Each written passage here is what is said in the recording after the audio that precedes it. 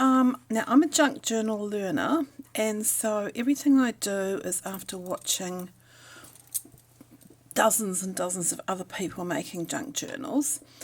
And this particular one I've made here was after watching Nick the Booksmith, one of her wonderful videos, where she showed how to make some little tiny junk journals that you might use to take to fairs or something like that.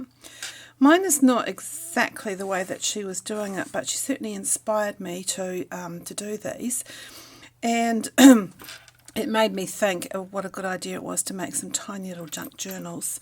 So this one is well, here in New Zealand we use A4 size paper, so it's a half of an A4 size paper that's been folded, and I cut the boards into these little boards. This is 270 grams per square metre board. I've found it quite challenging, I suppose, to figure out what weight of cardboard is best for making junk journals. In New Zealand we don't seem to have chipboard, except the kind that you used to build houses with. We don't have crafting chipboard very much, except if it's already made up into little items. So I've been looking to see if I can find cardboard, the kind of cardboard that we would normally use for packing things in is corrugated cardboard, which is fine, except that it has a little bit of it's a little bit too easy to bend. So I've been looking for the right size of card to use for junk journals, and for the small junk journals, this 270 grams or 300 grams is okay. It's okay once you've put some paper onto it as well. So I put the two pieces of card, that's one piece, two piece, I glued them onto one half sheet of A4, and down the middle I put this strip of fabric, which is just a plain piece of cotton, and I glued it on, and then I wrapped that glue right around inside, wrapped that strip right around inside and glued it right up the middle as well, just to give it a little bit more strength in the bendy part of the book. Then for my pages, I have printed a whole bunch of my own. These are my own designs that I like to make and put on Etsy. So I've used these. I could have trimmed these pieces of paper, but I haven't, because I want to put some other lace and embellishments on those, so I didn't want to make them any smaller than they are. But that's so these designs and this these are the designs that I make, and then, as well as that, I've interspersed that with some pieces of tea-dyed paper, some tracing papers, just a whole bunch of interesting little things that I thought were interesting. And also, I have put these little, I gather they're called digiprints, onto both the back of my patterned pages and also onto one side of the tea-dyed pages, just so that there is a little bit of interest on more of the pages, and that they're not all plain and blank. So I'll just show you what these look like when I have printed them off.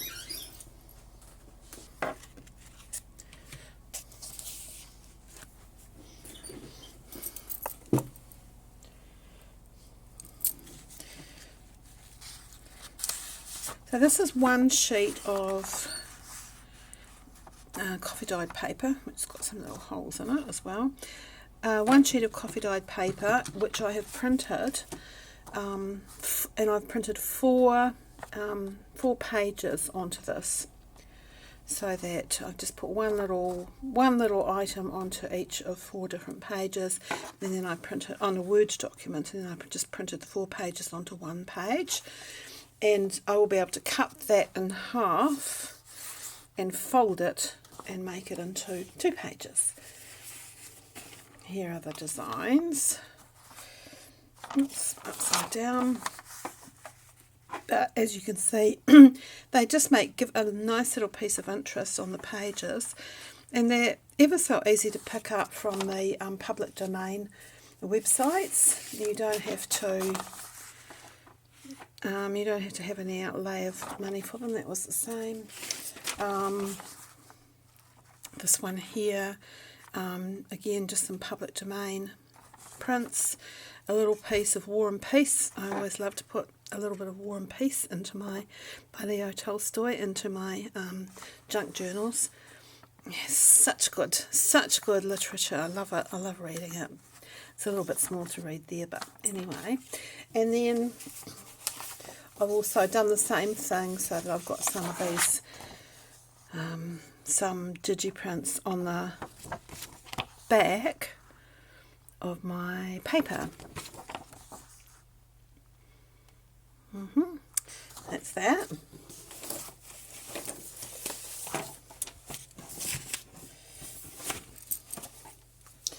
And so this is a little notebook that I made, which is called Letters to My Grandma, Letters to My Grandmother.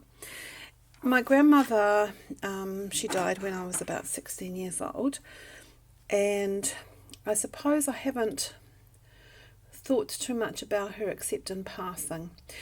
So I just spent a little bit of time, it was quite a cathartic little time, writing out some memories, the memories that I had of my grandmother and things that I knew about her.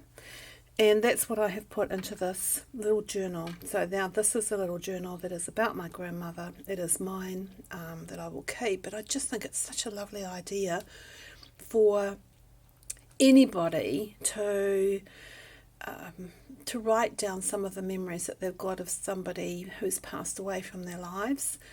And doing it in a junk journal is such a lovely way of doing it. There's such pretty little books, and you can put whatever you like in them, all kinds of memorabilia, if you have it, of the person who's passed away. And of course you can write letters to people who are still with you, and tell them the things that you wish that you would say to them, but never get around to doing it because life gets in the way. So it just gives you a little bit of time to sit down and think about people and just think about what you want to say to them.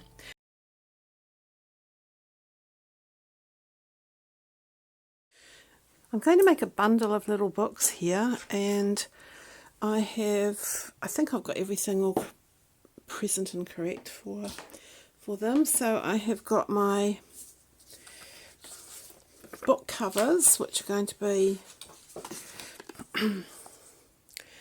the covers that these are the pages that I'm going to glue the actual covers onto, and I've just put one very light line down the centre of each one, and that's just to give me a bit of guidance.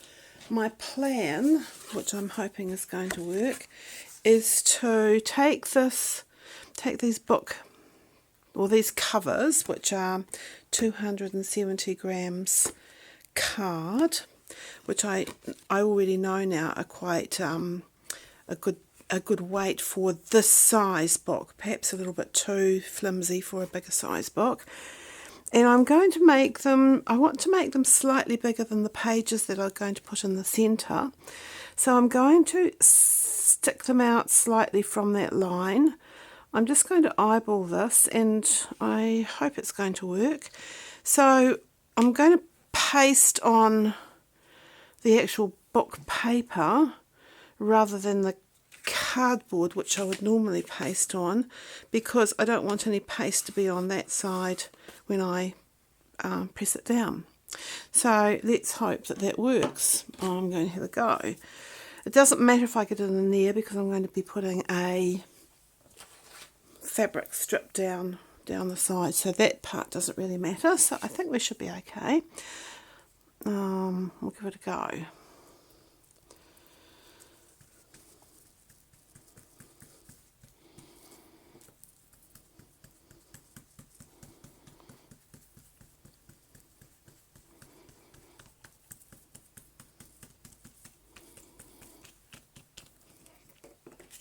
And book cover on with great care. Hoping that works. And then we'll do this other side.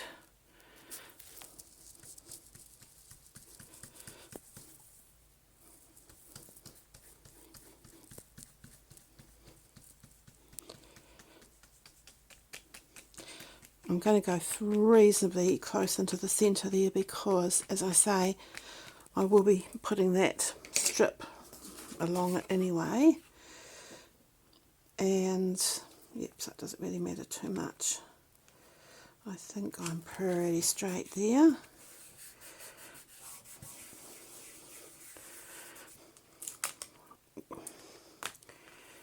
Oh, yep, that looks all fairly much according to plan, which is rather exciting. Now I'm going to put my fabric strip on. Oh, I can't believe that this is actually working quite so well. So this fabric strip is, it could be anything, it doesn't have to be fabric, but I'm just using fabric because that's what I like to put on, just to give it a little bit of strengthening in that centre part. Hopefully that will all stick down. And I'm going to wrap it right around here so that really I've got 2 layers of fabric. Probably putting way too much glue on here, but I like to be safe. Oops. And just wrap that up around there. Tap it down. And add a little bit more onto there. Tap that over there.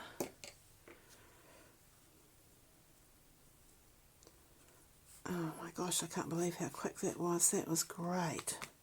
That is great. So what I've got is that edge down there, so that's going to bring it out just a little bit further than my pages.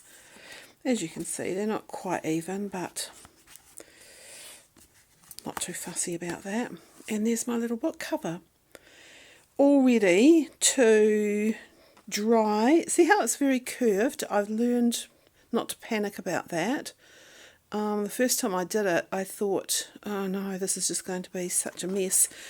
But if you let them dry and then flatten them out underneath something, they come out as good as gold, like really, really straight. I'll show you one here. So you see they've just come out like a good little straight book. So yeah, okay, happy with that. I will carry on and do the other 3 that I've got here, and then I'll put the pages in. There's 4 all finished now, and I'll let them dry, give them plenty of time to dry. I think I probably even might leave them overnight so that they're really solid and dry, and then I will have a look at putting the pages in.